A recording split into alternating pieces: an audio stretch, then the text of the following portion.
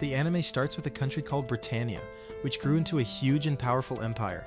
This story is a bit different from our real history books. They count their years starting from when the first king of England, Alwyn, took charge, a long time after Julius Caesar was important in Rome. Alwyn became king because some Roman invaders came to England. The different groups in England got scared of more outsiders, so they all joined together. At first, they didn't like Alwyn's idea of making their own country, but he eventually convinced them. They became free from the big Roman Empire, and that's how Britannia's long story began. Britannia kept growing bigger and stronger for hundreds of years, even after the Roman Empire fell apart.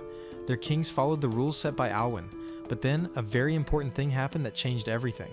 People found a special, powerful rock called Sakura Daite, which could make huge explosions and lots of energy. A famous traveler named Marco Polo sailed to a faraway land, Japan, and found tons of this Sakura Daite. Because of this, Japan became the most important country for trading this super special rock. At the same time in Britannia, a little girl was born with no special gifts and left all alone on the streets. A kind lady from the church took her in. But then something spooky and sad happened when the girl was made to kill the kind lady. This act gave the girl a magical power, her biggest wish, to make others love her. But this power came with a big problem because she couldn't use it forever. Instead, she got a new, strange gift, which meant she could never die. The king's power in England started to get weak as many countries in the West began to fight for their freedom. In this story, America didn't become free because a man named Benjamin Franklin betrayed them, so it stayed under England's control. But then a powerful leader named Napoleon in France took over. He beat Russia, and that let him invade Great Britain. He took over London and made their Queen Elizabeth III run away. Some angry soldiers caught her and forced her to give up her throne, which was the end of kings and queens in the British Isles. Queen Elizabeth's bravest knight, Sir Hector, took her and they ran away to America. They started a new capital city near a place we now call Boston. When Elizabeth was very old and about to die, she said her loved one, Ricardo von Britannia, should be the new leader. This changed the name from the British Empire to the Holy Britannian Empire, because they had lost England.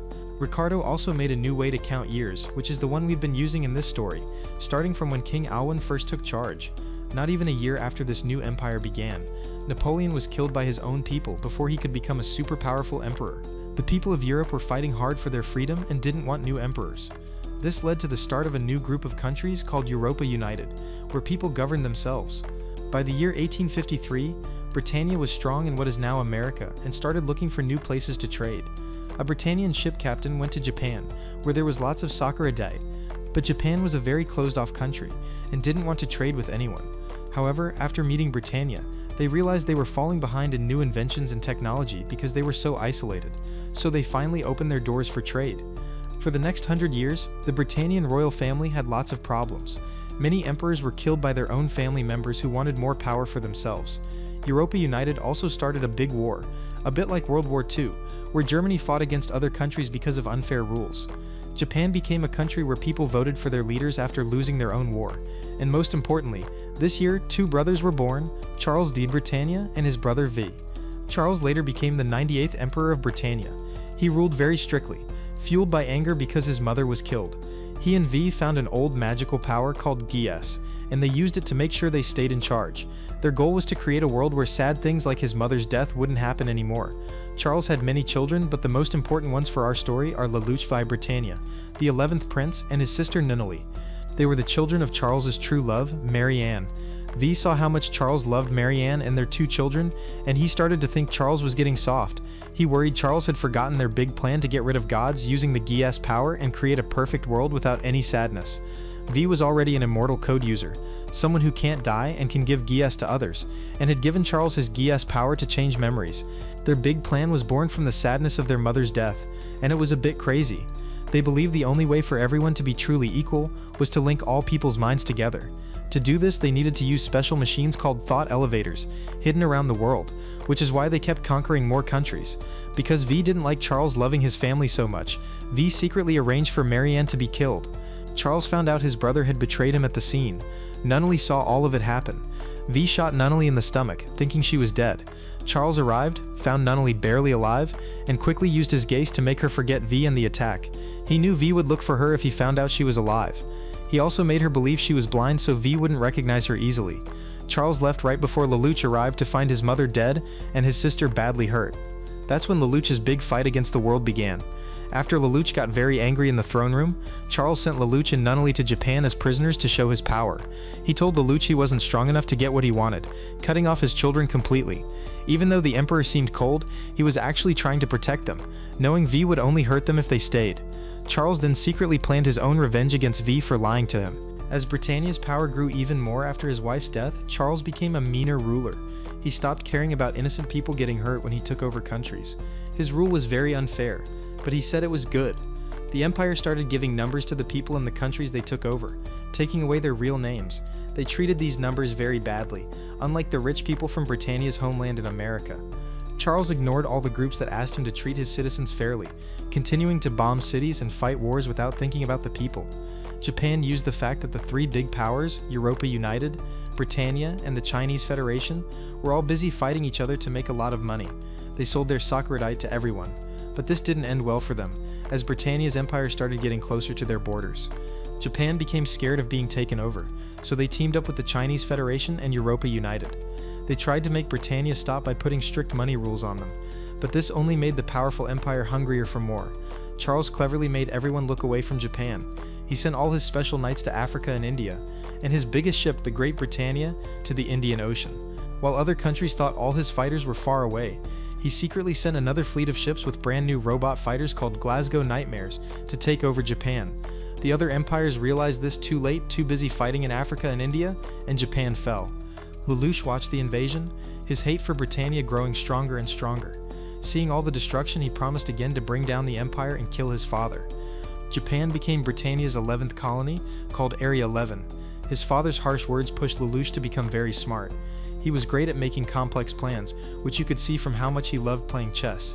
He liked excitement and made good money by playing chess games against rich people in secret places. But his usual money-making schemes were stopped when, by chance, he ended up in a stolen truck carrying a secret, dangerous weapon that Britannia had hidden. The 11s, the new name given to the Japanese, taking away their real name, were the most rebellious people in all of Britannia's controlled lands. Britannia's news channels called these rebels terrorists and said they should be killed right away. Emperor Charles's strong rule wouldn't let any uprisings grow. But what happened on this day changed everything. A girl named Cece, who was nearly 2,000 years old, appeared again and changed history forever. The story about a dangerous weapon was just a trick. The truck was actually carrying Cece to a secret lab where they were studying the code, which is the mark that makes people with gas unable to die. Lelouch's childhood friend, one of the few he had made in Japan before the invasion, tried to grab the truck, and the two friends met again. After Japan became Area 11, his friend Suzaku, who was an 11, joined Britannia's army. He hoped to rise up and become a respected Britannian, wanting to change the system from the inside. But his boss ordered him to make a terrible choice. He had to kill his childhood friend Lelouch. Even though Lelouch was a rich-blooded Britannian, Cece's existence was a big secret, and Lelouch knew too much. Suzaku refused to do it, and his boss punished him. Up on the ground, the ruler of Area 11, Prince Clovis La Britannia, ordered all the 11s in a poor area to be killed. Young, old, women, children. It was clear from this terrible killing that people with numbers for their country were treated worse than animals. This slaughter became known as the Battle of Shinjuku Ghetto. Lelouch, alone with Cece, rose from the destroyed area. Running didn't get little Lelouch far. A group of soldiers stood in front of them, their guns still smoking from the dead people behind them. Lelouch saw again how awful the Britannia Empire had become, but he couldn't do anything to stop it. He thought this was his end. Cece died trying to save him. He fell to the floor, feeling helpless and angry. He kept thinking, if only I had power, maybe I could bring down this empire.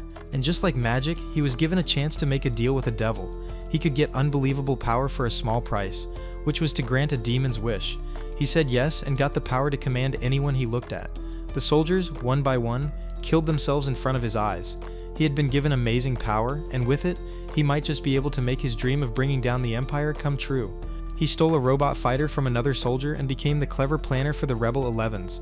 His plans were super good. The ruler Clovis couldn't understand Lelouch's tricky fighting ways. The fight started going well for the 11s, even though they had fewer people and less powerful weapons. But then a new person showed up on the battlefield and messed things up again. Suzaku was taken by a crazy scientist named Lloyd, who thought Suzaku was perfect to fly a special new robot fighter called Lancelot. Suzaku was sent to stop the rebels and test out the new robot. Suzaku's amazing flying skills and the robot's power put the 11s in a very bad spot. Plus, many of the rebels suddenly felt very hungry and started ignoring Lelouch's orders. He had to run away when the Lancelot destroyed his robot. He disguised himself as a regular soldier to sneak onto the ruler's big moving command center. It's here we learn that Lelouch was thought to be dead for a long time. It seems Charles had erased their records to protect them from Ved, along with the rest of their family. Lelouch used his power on Clovis to make him call off the attack on the poor areas, saving the lives of the 11s who were about to be killed. Lelouch used his geese to see if Clovis knew who killed his mother, but he only got 2 clues, namely the names of his half-siblings, Schneisel and Cornelia. Afterward, he silenced the prince. He knew that to create a world where everyone was united and not ruled by a mean leader, he had to do bad things. Lelouch was usually good at hiding his feelings, but even so, shooting someone up close still made him feel sick. His friends at Ashford Academy, a school in the middle of Tokyo, didn't know about his secret actions, thinking he was just out gambling at chess. Many important things started to change. Colin, a fantastic pilot from the 11 rebel group, showed up at the school for the first time this school year. She was half Japanese and half Britannian, but she felt more Japanese like her mother.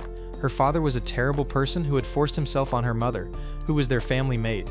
Lelouch tried to understand more about Colin and why she fought, and he learned that his gaze power could only give one command to each person right now. He kept his distance from Colin, making sure she couldn't guess that he was the secret planner at the Shinjuku battle. Lelouch believed that if the Japanese rebels knew he was a rich-blooded Britannian, they would never trust him, so he worked behind a mask. While all this was happening at school, after the ruler's death, the super-proud Britannians who believed the royal family was best took over. Their leader was Jeremiah Gottwald. Jeremiah blamed Suzaku for the murder. Seeing this, Lelouch made a plan to free Suzaku and help the 11 rebellion even more. He took on the name Zero, which meant he was a leader who stood for justice, not good or evil. He met Callan and the other rebel leaders, deciding to show them his strength by planning to free Suzaku to win their trust. He knew showing his face would cause problems and wasn't an option, so he had to find other ways to gain their support. And so Lelouch proved himself by his actions, using Jeremiah's proud ego to get close. Zero put on a big show for the cameras, making up a fake story about Jeremiah, like a famous old scandal. He called it Project Orange, which started making the proud Britannian soldiers doubt each other. He stopped an attack by pretending to use the gas bomb that Cece was transported in. Jeremiah's reaction helped Lelouch figure out that only a few people knew about gas and were studying it.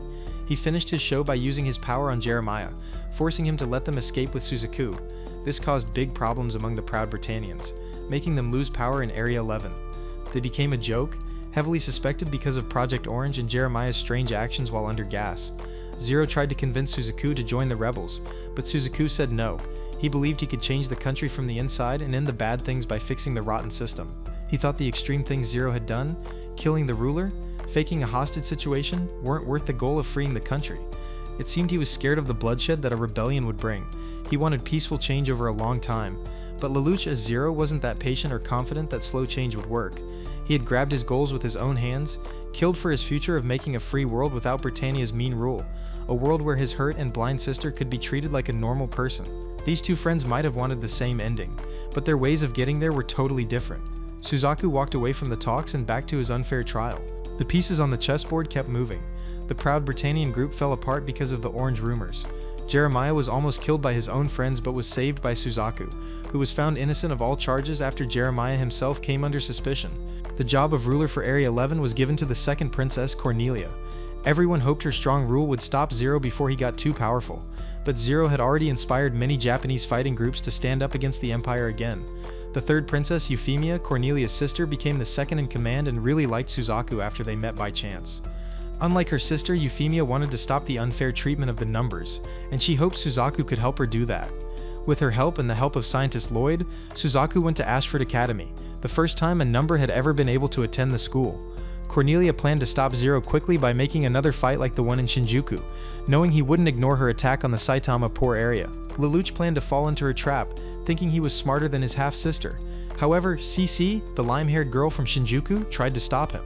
She had come back to life, or rather, she had never truly died. She found Lelouch a few days before this incident, and told him she would stay by his side until he granted her the wish he promised, a wish with conditions she hadn't shared yet. She believed going to Saitama would be the end for him, because he was currently outmatched, but Lelouch was never patient.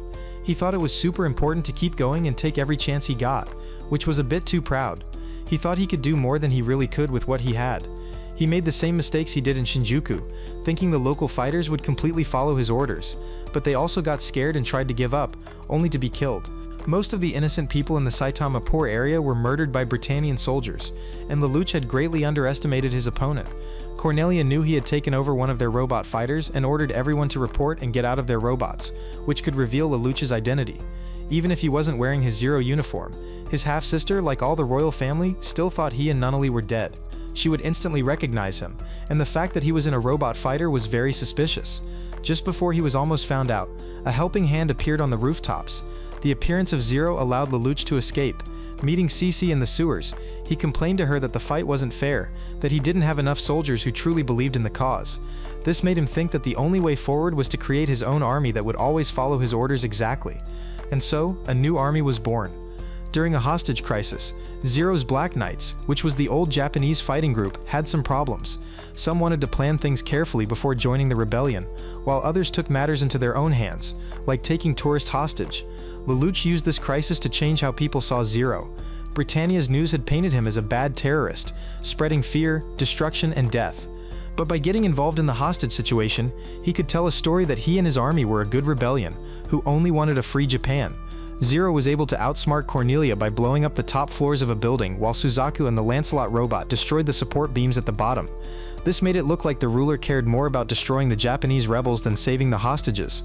Zero then appeared in lifeboats with the rescued tourists, which made a big impact. His actions were very clever, and a newsman named Diethard was really impressed. He decided to join Zero and the Black Knights, seeing them as the perfect story of a rebellion that he wanted to tell. He secretly worked as a double agent for them. The bad Japanese rebel members died at Zero's hands because he didn't want them to join his group. Their terrorist attacks were bad for the Japanese rebellion's image, so they were removed. Zero also met Princess Euphemia. He first thought about killing her and making it look like the bad rebels did it, but he missed his chance and decided not to. Overall, the problem was solved, and the Black Knights of Justice became famous, which opened new doors for them in military strength and public support. The old royal family of Japan, called Kyoto House, gave them new robot fighters, even making a special one for their best pilot, Callan, to use in the next battle. This battle would be a surprise attack on Cornelia's soldiers as they tried to stop the bad rebels, who were found in the mountains of Narita. Using these rebels as bait, Lelouch planned to capture Cornelia so he could ask her about his mother's murder. He also made sure the bad rebels were weak enough to want to join the Black Knights. The battle started as Zero's plan unfolded. Using the new Gurren robot, Lelouch had Callan send loud sound waves into the ground to cause a landslide. This wiped out most of Cornelia's soldiers and put her in a difficult spot. Jeremiah and a large part of the proud Britannian group were completely defeated. Unfortunately, meeting the Gurren in battle, he couldn't make things right before he died. Only one proud Britannian woman named Villetta walked away from this battle. Cornelia was trapped by the Black Knights Gurren, which was leading the attack. The only thing that stopped her capture was the arrival of the Lancelot robot, which was allowed to launch by Euphemia, who was watching from the control center. Zero quickly realized that they would lose the battle if it became a long fight, so he ordered a retreat. Lancelot chased Zero, and the two faced each other again, though neither knew who the other was. Lelouch had no idea who was flying this special robot, only that they always showed up and messed up his plans. Suzaku didn't know who Zero was. He saw that the Black Knights' actions were good for the Japanese people, but he thought their methods were wrong. The price of their actions was too high for Suzaku, but his thinking was a bit mixed up because he ignored all the bad things Britannia did in the war. Cece came to save Lelouch again, filling Suzaku's mind with big ideas about the universe, the real meaning of life, and who he truly was. He was forced to think about his biggest fears, but that wasn't all. Cece accidentally showed him too many scary pictures of the end of the world, which made Suzaku panic. The two of them, along with the rest of the bad rebels and Black Knights, slipped away. Cornelia also retreated, admitting that the Knights had won the Battle of Narita. After the battle, things were grim. Many people didn't get out of the city in time and died in the landslide. For Lelouch, this was a heavy burden he had to carry. In his eyes, this was the price of fighting a rebellion. To him, you shouldn't kill unless you were ready to die yourself. His strong will and readiness to die gave him the right to get blood on his hands, for he knew his end would likely come too soon. However, one of these deaths hurt him more than others because it hurt someone close to his heart. The girl he loved had lost her father because of his actions. Lelouch met with Taizo, the head of the Kyoto House, to get more money for the Black Knights. He outsmarted a man he had known before. Taizo had helped Lelouch and Nunnally when they were sent to Japan, so Lelouch revealed who he really was to just Taizo. Taizo agreed to give more money. seeing Lelouch's face and telling the Black Knights that they could completely trust Zero to finish this revolution. No one hated the Britannian Empire more than the man under the mask. Taizo's secret work, helping Britannia collect Sakurati from Fuji Mountain, also helped the Black Knights get stronger militarily, a very important win for their fight for freedom. The consequences of Lelouch's actions finally reached him. Shirley told him about her father, and this made Lelouch freeze up. Later, in his room, Cece poked at him, making him look at what his actions had caused, that everyone he killed had a family, friends, and was connected to others. He had said he was ready to go down this path of death, but now he looked more like a kid playing pretend. He felt overwhelmed by the cost of what he was doing, yet his resolve was still strong. This was a path he couldn't leave. He was too deeply involved. The lives he had taken, directly or indirectly, would be for nothing if he didn't finish what he started. Cece made sure Lelouch became tougher so he could keep going, both for his sake and hers. Her wish would only come true if he kept fighting for his revenge. The Black Knights got a secret tip from Diathard that Cornelia planned to wipe out the bad Japanese rebels that night at Port Yokosuka.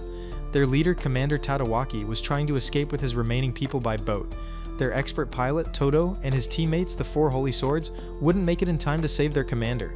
Zero's actions here would decide the fate of these rebels, but there was one thing he hadn't planned for. Early in his time as Zero, at the Shinjuku battle, Lelouch had made one big mistake that connected back to him because he had been seen by the proud Britannian woman, Valletta, who suspected he was linked to Zero. She questioned Shirley, which made Shirley follow Lelouch to the port that night, with Valletta secretly following Shirley. As the battle began, everything fell into place. The bad rebels' cargo ship left the port, and Cornelia's soldiers got ready to board. Lelouch's robots in the harbor cleared the top deck of the ship. Suzaku, however, couldn't shoot. He couldn't bring himself to kill another human. Lloyd and Cecil yelled at him to follow orders, but his refusal was soon forgotten due to a disaster. Lelouch had put explosives on their boat, which was carrying Sakuradite. Because Sakuradite is so explosive, a simple bomb was enough to create a huge blast. Zero waited until the Britannian soldiers boarded the boat to set off the bomb he planted, destroying half of Cornelia's forces along with the bad rebels, a worthwhile sacrifice since they weren't that important. To keep spirits high, Zero quickly said this was Commander Tadawaki's choice to hurt Cornelia's forces with his death. He then moved his soldiers to capture Cornelia. But he hesitated. He saw Shirley out of the corner of his eye, which gave Lancelot time to disarm Zero's robot. Lelouch hit his head when he was ejected and fell unconscious. The port exploded into chaos, the Gurren and Lancelot fighting each other. Cornelia's guards surrounded her to protect her as she called for more soldiers. Everything was a mess. Shirley found Zero unconscious and pointed a gun at his head, her hands shaking. But the hate and sadness from her father's death made her strong. Valletta came out of the shadows, unmasking Zero. Now both Shirley and Valletta knew Lelouch was the rebel leader. With his identity revealed as the boy she loved, Shirley couldn't pull the trigger. Instead, she turned the gun on Valletta, not wanting her to kill Lelouch. She shot Valletta, who fell into some thorny bushes by the shore. Cece ordered the Black Knights to retreat, stopping them from being wiped out.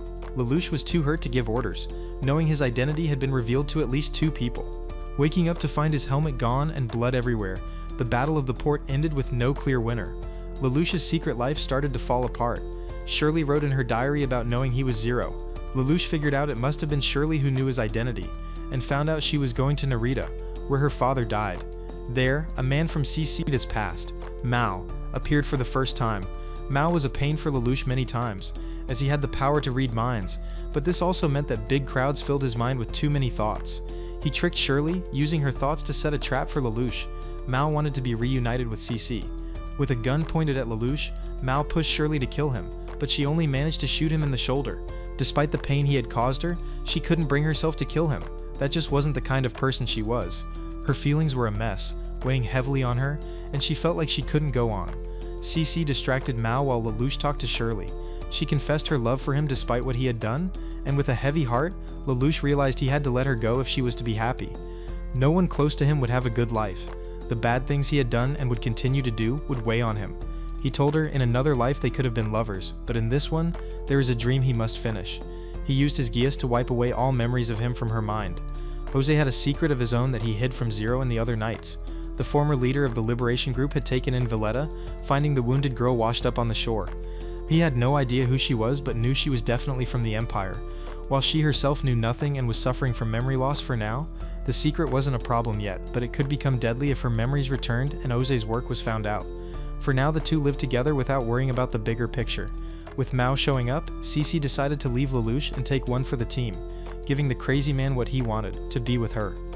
Lelouch, even though he had wanted her gone for a while, now realized he couldn't have that. She was his partner in this strange game he played, his comfort in knowing he wasn't alone on this path to hell.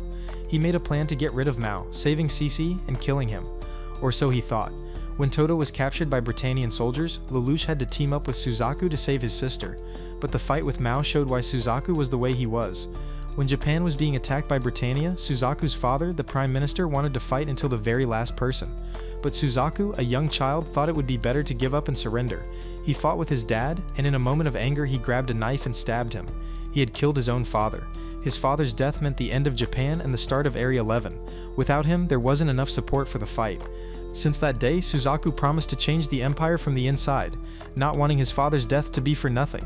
His hesitation to kill came from murdering his own dad. Hearing Mao say his secret thoughts out loud broke Suzaku. He fell to the floor, mentally hurt by the memories. Lelouch used his guess to stop him from speaking again. Mao left the stage, only to be met by the woman he so desperately wanted to see again. She shot him, making sure he was truly gone this time. Mao was finally dead. Lelouch hadn't known about Suzaku's secret. It was something he found hard to believe. When Suzaku was younger, he didn't care about people that much, at least not enough to kill his own father to save lives. It was something he had a hard time understanding, but at least he knew now why Suzaku was different than before. He thought about making Suzaku Nunnally's knight. He wanted someone he could trust to look after her, given his constant absences while being Zero. But this idea was shaken during the Black Knight's next mission. The 4 holy swords came to the Black Knights, begging for help to free Toto from the Britannian prison before he was killed. Seeing this as a chance to get Toto's skilled leadership on his side, Zero decided to help with the prison break. A smart Indian woman named Rakshata gave the Knights improved robot fighters, showing that support for the Black Knights was growing around the world. Their efforts were starting to cause trouble in the Empire's controlled countries, and Britannia seemed weaker to the public. Sneaking into the prison was easy, and by talking carefully with Toto, Zero was able to win him over. Toto had an old-fashioned Japanese soldier's way of thinking. He lived to support his commander, and with his commander's death at the port battle, Toto felt his own life was also over. Zero forced Toto to take responsibility for his skills and use them to free his once free country, which convinced him. Together with the 4 holy swords, they escaped the prison. One more surprise crossed their path. Outnumbered and outmatched, Suzaku had no chance. The group got ready to kill him, opening his robot fighter like a can, only to reveal to the world and to the Knights who the Lancelot pilot was. Lelouch himself was shocked, and his comrade Toto couldn't believe it either. The boy he had trained when he was younger was fighting for the cruel empire that had taken their freedom. Toto stepped forward, deciding he should be the one to stop his student who had gone rogue. The holy swords got ready to kill the traitor. Colin begged them to wait for Zero's orders, but Lelouch was too unsure because of the situation. Time passed and he finally ordered a retreat, as enemy soldiers were getting closer. They had completed their original goal, so there was no reason to fight a losing battle. There was a lot to think about now that he knew his good friend was fighting on the other side. The second-in-command, Euphemia, announced to the world that Suzaku would become her knight, which shocked the rich nobles. This would be the first time a number was given such a high status. The Black Knights had once again grown much larger and stronger. Lelouch planned to capture Lancelot and Suzaku. Not wanting to kill his friend, still hoping to bring him to his side, Cece nudged him, pointing out that his only options, given Suzaku's strong desire to rise through the Empire's ranks, were to use his gas to force Suzaku to serve him or kill him. Neither of these was what he wanted to do. Suzaku, now a knight, went with Euphemia to an important meeting on Shikine Island, where the Black Knights planned to capture him. They set a trap near the army base, using a special field to stop Lancelot from moving. He and Zero met face to face without their robot fighters, and Suzaku was asked about his goals while serving the Empire. How did he hope to change the way colonies were treated by being a good servant to the princess? Lelouch used Suzaku's guilt about killing his father to try and change his mind. He pushed Suzaku to make up for his crimes by supporting his dead father's wish, which was to fight for a free Japan. It's unclear if just talking would ever change Suzaku's mind. Either way, we won't find out. The commander ordered him to hold Zero in place while they fired big missiles at their location, which Suzaku did without thinking twice. The battlefield turned into chaos. Toto ordered all the robot fighters to fire all their weapons at the incoming missiles. Zero could not die, no matter what. Lelouch kept trying to talk sense into Suzaku, but Suzaku's passion to serve the Empire was beyond reason. Kallen rushed out of her robot fighter to try and convince Suzaku herself, as Euphemia took over a robot fighter and rushed to save her knight, the man she had grown to like very much. Yet no one could stop the destruction that followed. The second Prince Schneizel, on his flying ship the Avalon, destroyed the area. In a last desperate try, Zero was forced to use his geese on Suzaku, telling him to live. In the mess, the two of them, along with Kallen and Euphemia, were moved to a secret location. It's thought that Via caused this, showing up for his own plans that we don't fully understand yet. Lelouch woke up next to Euphemia, who made it clear she had suspected he was Zero since the hostage situation. Lelouch let down his guard, and the two talked about the past and what to do now.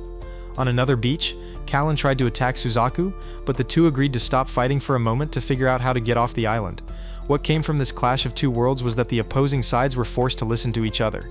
We, along with these four, realized that it wasn't about one side being more wrong or right than the other. It was simply that their ways were different.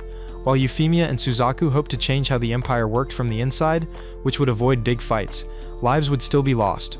Numbers would still be treated badly, killed for no reason. The cost of life was still large.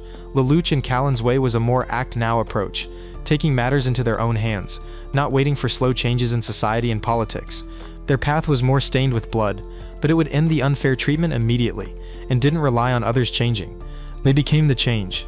The clash of methods might have seemed useless, with each person sticking to their own way, but it later became clear that this unexpected talk showed each side that they could meet in the middle. The groups met up, going back to their conflict, putting their guards back up. Lelouch held Euphemia hostage while Suzaku held Callan, the four of them stuck in a standoff. When a door below them was opened by Zero's Geas, these ancient ruins were revealed to hold a very important device for Charles Z. Britannia's big plans, the thought elevators.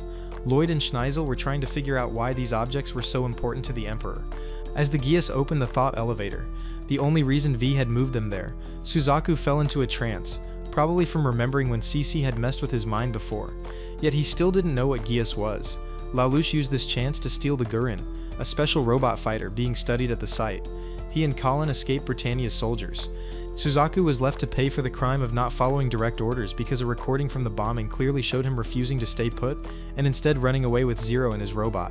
He had no memory of doing this, unaware of the curse of Geas put on him. Euphemia told him it was a normal reaction given his situation, and he wasn't responsible for his actions, but he still gave up his knighthood, feeling he wasn't fit for the job after what he had done. His talk with Callan made him believe that as long as others were suffering, he didn't deserve such a noble position.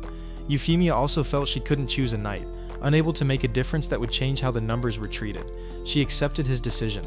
When another problem came up for the Empire, taking advantage of the Black Knight's mess, the exiled Japanese government leaders returned to their homeland with an army given by the Chinese Federation, who were helping them. They took back their country. While this seemed like good news for the Black Knights at first, Zero pointed out that they would just be trading one mean ruler for another. This so-called Japanese revival was just an excuse for the Chinese Federation to take over Japan as a puppet state. He refused to help them and instead helped the Lancelot robot eliminate this fake new country. Afterward, the Chinese Federation said they had nothing to do with it, and Britannia removed any mention in their reports that the Black Knights had helped them. Suzaku and Euphemia came to terms with their feelings for each other as they decided to work for a future where the people they cared about could be happy. This meant Euphemia promised to find a solution that Lelouch would be happy with, which might be difficult. The two held hands as Suzaku promised to be loyal to Euphemia forever. The last part of the story began to unfold. Jeremiah, who was thought to be dead, was seen in a test tube, being experimented on by some mad scientists. His noble behavior was just a front. It was clear he was playing his own game, gaining more and more power within the Empire. He also believed the Emperor was more interested in his secret research than their growing rule. And he was right. Charles had only become powerful so he could get the things he needed to use the thought elevators. But even now, his big plan wasn't ready to be revealed. Meanwhile, at the Ashford Academy School Festival, Euphemia suddenly announced on TV that she would create the Neo-Kyoto Special Administrative Zone in the Mount Fuji area. This area would be like a mini-country controlled by the Empire, where citizens could get back their Japanese nationality and the human rights that Britannia had taken away from them. This zone was a clever move, not for Euphemia or the Japanese, but for Schneisel. It was like giving a dog half a treat. They were happy to get something, not realizing they could have the whole thing. Lelouch knew all about Euphemia's mistake. This fake nation would completely destroy public support for his army. If Zero didn't support it, people would think he was against peace and question what he really wanted for Japan. It put him in a tough spot, especially when Euphemia asked Zero to help make this zone happen. The world waited to see what Zero would do. Schneisel used this chance to support Euphemia's goal, knowing this could stop the rebellion completely. The Black Knights themselves were divided on what to do. Many knew this was a way to stop their fight, but it was still progress within the Empire, something never seen before. The question was, if they didn't accept and pushed for more, would they even succeed? Would all the bloodshed be worth it? Zero had to ask himself this question too. The desire to keep fighting was broken, and he had to do something about it. He thought about his choices as he entered the stadium, wanting to meet Euphemia alone before making his decision. The two talked, not as Zero and Princess, but as Lelouch and Euphemia. He started by explaining his big plan to have her shoot him in front of everyone to ruin her public image. This would make him a hero and restart the full rebellion, but as they talked, he was quickly swayed to support Euphemia's plan. She explained how she had given up her claim to the throne and royalty for this zone, choosing to do so after talking to Nunnally, who had said all she wanted was to live in peace with her brother. Hearing this, Lelouch's strong belief was shaken. One of the reasons he had started this path was to create a world where Nunnally was treated equally, not like human trash just for being hurt and blind. Euphemia was promising him this world, so he decided he would help her. He believed he could use her zone to help him find his mother's killers and destroy his family's empire. Just as they were about to walk out and announce to the world Zero's support for the zone, Euphemia asked how he possibly thought he could get her to shoot him. He told her he had this crazy power to give people commands they couldn't refuse, jokingly telling her if he told her to kill all the Japanese, she would have to obey. Suddenly his GS activated without him trying. At first he was confused, and then he realized what had happened. He had become like Mao, unable to control his power. He tried to stop Euphemia from following the orders he mistakenly gave her, but it was too late. Her actions were clear, and her orders to the soldiers to wipe out all the Japanese went unquestioned. No one could stop what had begun. The stadium became a place of terrible killing. The plan for the zone was over. Zero stood in the middle of the chaos. The deaths he had caused by this mistake were something no one could make up for. An old woman at his feet asked him to save her people. All he could think about was how he had failed them. He was no savior, no special hero, yet he had to carry the burden of his mistake. He told the Black Knights that the zone was a trap to lure them out and kill them along with the Japanese citizens. He launched a full attack on Britannia's control of Japan, and set out to find and kill Euphemia. The one kind-hearted sibling he had must be killed because of his error. Tears filled his eyes. The sin might be too much for Lelouch to bear. He got out of his robot fighter. Euphemia greeted him by asking if he would leave the zone with her. The GS was messing with her mind, and she didn't see the bloodshed around her. He raised his gun and did the only thing he could do for her, which was to end her suffering. Suzaku rushed in to save Euphemia, but her life was slowly fading away. Even in the hospital, Euphemia kept fighting the GS. She asked if the Neo Kyoto Zone announcement went well, unaware of what had happened. Suzaku started to cry. He couldn't bring himself to tell her the truth, so he told her how well it went. Everyone was so happy. She smiled as her life left her. The room became quiet as the shouts of the rebellion outside grew louder. He had put on a brave face. Lelouch had turned his mistake into something that seemed somewhat positive. Yet what he had done was too heavy this time. Without the rush of excitement from the moment a new nation was born, he was left alone with his thoughts and the memories of his actions. Cece comforted him, saying she would stay by his side until the end. He stayed like that for a while before continuing what he had started. News had spread across Japan that a full revolution had begun. Soldiers, everyday people, everyone created chaos throughout the country. The Black Knights moved from Fuji towards western Tokyo to attack the capital city, picking up any fighters as they marched. The Kyoto House had sworn complete loyalty to Zero and offered full support. The Black Knights had only one problem. They had to take the capital before Schneisel's ships arrived. They couldn't attack the fortress of Tokyo and fight on the ocean at the same time. Now was their best chance. If only everything hadn't gone so wrong, their advance was met with challenges, but the Black Knights remained strong. In the end, what hurt them was their human feelings, something many couldn't give up, but there were some who did. Suzaku had joined Lelouch on the path of death, filled with hate after his love died. He no longer refused to kill. Vezin had told him about Zero's actions that forced Euphemia to do what she did. The betrayal in his heart created a monster who would spill blood in the skies. As the attack ended and the battle began, Lelouch created a way into Tokyo's defenses by sneaking into the compound. He used gas on several workers to make them destroy the blocks holding up the city, sending many Britannian soldiers crashing down and opening a way into the compound for the knights. Toto led a big army to storm the main castle while Lelouch fought from the air, taking down enemy flying machines and giving orders from above. He moved to Ashford Academy, and because it was a good place for planning, made it the Knights' headquarters. This was also a good way for Lelouch to make sure Nunnally was safe from the war. He promised no harm would come to the students and went back to the front lines. As Suzaku cut down many Black Knights, a worthy opponent finally appeared. Callan fought him, but the Lancelot robot was still better than her Gurren in technology. She was only saved from death by Lelouch, who led Suzaku to Ashford once more, trapping him in a special field that stopped robots. Suzaku cursed Lelouch, feeling betrayed because he was promised a fair fight but instead was led into a simple trap. Lelouch made his way to Cornelia's palace. The skies were clear. The Britannian soldiers were busy fighting the Black Knights. Lelouch was able to reach the top, and using the geas he had put on one of her knights earlier, he gained the upper hand and destroyed Cornelia's robot. This let him confront her face to face on the ground, where he used geas to learn the truth about his mother's death. but he ended up with more questions than answers. Cornelia had removed Marianne's guards because Marianne herself had ordered it. She knew she would be killed that day, but Cornelia didn't know who did it. All she knew was that Schneisel took her body from the scene because Charles himself ordered it. Lelouch became frustrated because he hit a dead end, and the plan that was holding up this attack on Tokyo fell apart. Not only had Jeremiah escaped from Schneisel's lab, but he had come to kill Zero. To make things even worse, Ogi had been shot by Villetta, who had finally gotten her memories back as a rich-blooded Britannian. She caused chaos in the Black Knight headquarters, which V used as a cover to take Nunnally to the island they had been to before. He used her as bait to get Lelouch away from the fighting, knowing his love for her would be more important than his duties as the Black Knight's commander. The Black Knight headquarters completely fell apart as a student who was strangely obsessed with Euphemia and had lost all will to live, held a homemade nuclear bomb. She took the entire headquarters hostage, and this allowed Lloyd and Cecil to free Suzaku, who chased the Gurren robot to the island. Colin followed, pushed by Ogi, who realized Zero was walking into a trap, and with that, the stage was set for the final fight. Without Lelouch to lead them, the Knights' attack lacked the smart plans needed to win. To, though a great leader, wasn't as good as Zero. They fought until the last man, but it wasn't enough. The Black Knights fell. The attack on Tokyo was a total defeat. There was no sign of Nunnally, but Suzaku, however, appeared and confronted his friend.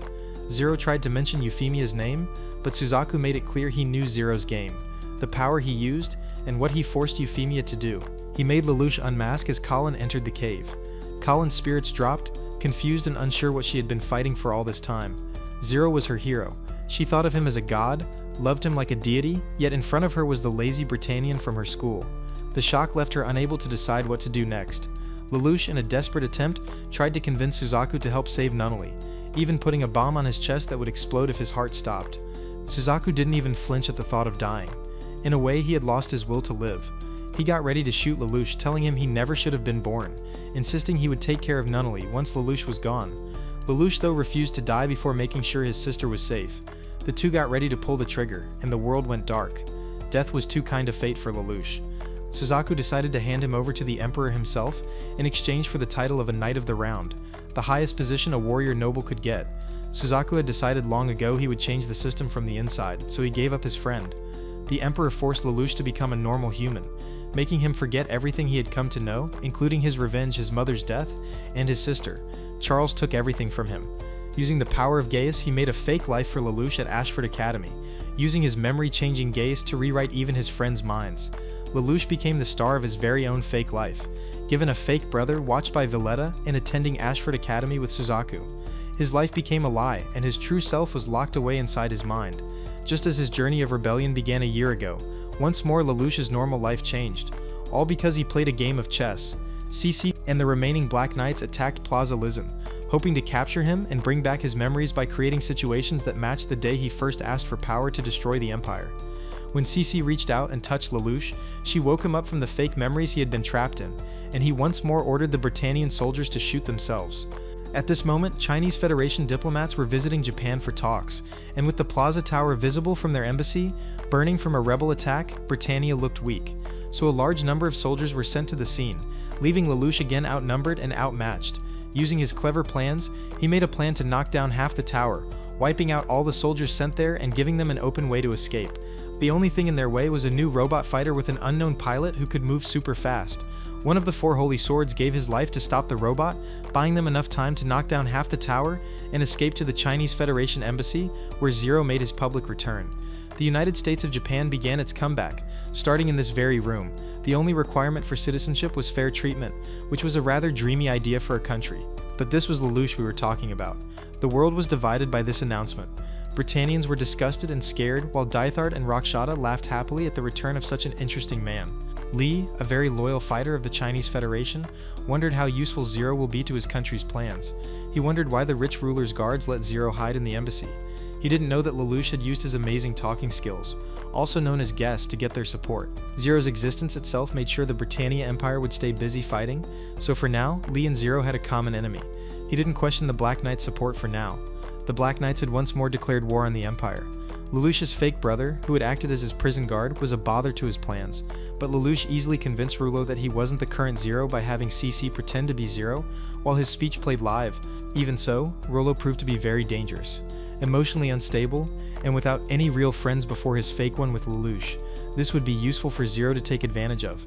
But for the Empire, if your guard dog can't control his emotions, he can be easily tricked. Pressure built on Lelouch. The Britannians gave Zero an ultimatum.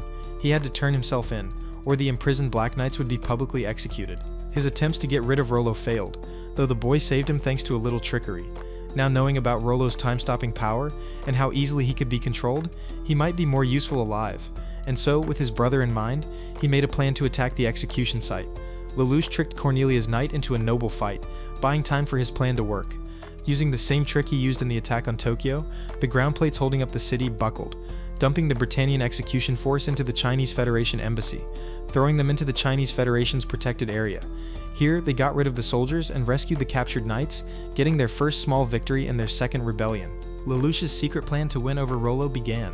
He used his guess and a Britannian sniper to shoot at Rollo, which Rollo jumped in front of, showing Rollo his brotherly love. This, because of Rollo's strong emotional attachment to their fake bond, won him over. He became Lelouch's pawn, receiving the only thing he had ever wanted, a real connection with another person. He might be unpredictable and too comfortable with killing, but if used right, he would be very helpful. The Britannians were forced to leave the Chinese Federation embassy, and any more fighting by them would be seen as an act of war on the Chinese Federation. Because Zero had reappeared and there were suspicions about Lelouch, Suzaku returned to school to watch him. The former genius wasted no time tricking his overseer Valletta and blackmailing her with her past relationship with Ogi. This meant his awakening was still a secret.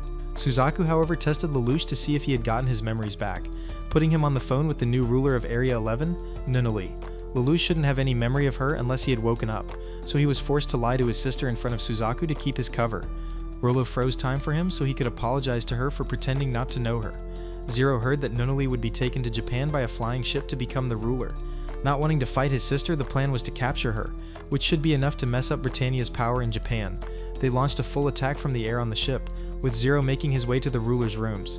There, Nunnally told him her decision to restart the Neo-Kyoto Special Administrative Zone.